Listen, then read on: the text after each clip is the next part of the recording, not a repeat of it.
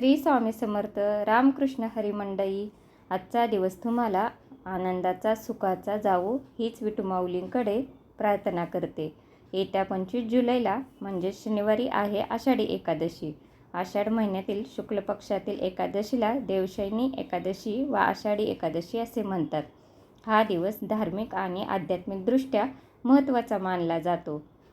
या आषाढी एकादशीच्या दिवशी भगवान विष्णू 4 महिन्यांसाठी शेष नागावर निद्रिस्त होतात अशी मान्यता आहे. हा काळ भक्ती उपवास साधण्यासाठी खूप महत्त्वाचा मानला जातो. आपल्या हिंदू धर्मामध्ये आषाढी एकादशी व्रताला खूप महत्त्व आहे. आषाढी एकादशीचे व्रत हे संपूर्ण दिवस रात्र करायचे असते व दुसऱ्या दिवशी हे व्रत सोडले जाते, तरच या व्रताचे फळ प्राप्त होते. हे एक व्रत केले तरी संपूर्ण वर्षाच्या एकादशीच्या व्रतांचे पुण्य आपल्याला प्राप्त होते. एकादशीचे व्रत करून विठ्ठल व विष्णू नामात लीन राहिल्याने मनशांती लागते, पाप नष्ट होतात व सर्व मनोकामना पूर्ण होतात.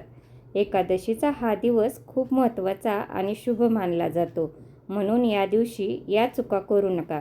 तुम्ही एक वेळ उपास नाही केला तरी चालेल, पण ही एक चूक तुम्ही नक्की करू नका. याचे तुम्हाला भयंकर परिणाम भोगावे लागतील. पहिली चूक म्हणजे एकादशी दिवशी भात खाणे. उपवास केला नसेल तरीही कोणीही भात खाऊ नये, म्हणजेच तांदूळ या दिवशी सर्वांनी वर्ज्य करावा. तसेच या दिवशी मांसाहार करू नये. कांदा लसूण नशेपासून दूर राहावे. तसेच या दिवशी कोणालाही अपशब्द बोलू नका. कोणत्याही प्राण्यांची हिंसा करू नका. अगदी छोटीशी मुंगी किडा असेल तरी हिंसा करू नका, कारण की आपल्याला पाप लागतं. या दिवशी भांडण वादविवाद बाहेरच नाही तर घरीही करू नका. या दिवशी सकारात्मक विचार बोलणे ठेवा. पुढची चूक ही खूप जण करतात. कळत नकळत ही चूक होत असते, परंतु ती आपल्याला अजिबात करायची नाही.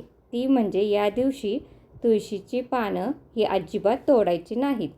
तुळशीची पानं जर पूजेसाठी पाहिजे असेल तर ती आदल्या दिवशीच तोडून ठेवायची व ती पूजेसाठी वापरू शकता. नाहीच लक्षात राहिले तर या दिवशी मार्केटमध्ये भरपूर तुळशीची पाने विकायला असतात. ती तुम्ही फुलांबरोबर विकत आणू शकता. पण चुकूनही तुळशीला स्पर्श करायचा नाही. तुळशी मातेला जल अर्पण करायचं नाही आणि तुळशीची पानेसुद्धा तोडायची नाहीत, कारण या दिवशी तुळशी माता आपल्या हरीसाठी व्रत करत असते. तर आपल्याकडून या चुका झाल्या तर तिच्या व्रतात अडथळे येतात आणि त्याचे वाईट परिणाम हे आपल्याला व आपल्या कुटुंबाला भोगावे लागतात. म्हणून ही एक चूक जी आहे ती 100% टाळायची आहे. चुकूनसुद्धा ही चूक आपल्याकडून होणार नाही याची काळजी घ्यायची आहे. एकादशीच्या दिवशी तुम्ही भगवान विष्णूची विठ्ठलांची जेवढी पूजा होईल तेवढी पूजा सेवा त्यांच्या विठ्ठल विठ्ठल किंवा ओम नमो भगवते वासुदेवाय नमः या मंत्राचा नामजप केला तरी तुम्हाला या संपूर्ण आषाढी एकादशीचे शुभ फळ प्राप्त होईल. कारण या सेवेने आपल्या पुण्याचा बँक बॅलन्स जो आहे तो वाढत असतो आणि ते पुण्य आपल्याला कधीतरी कामी येतेच. व्हिडिओ आवडला असेल तर लाईक करा व कमेंटमध्ये ओम नमो भगवते वासुदेवाय नमः नक्की लिहा. श्री स्वामी समर्थ.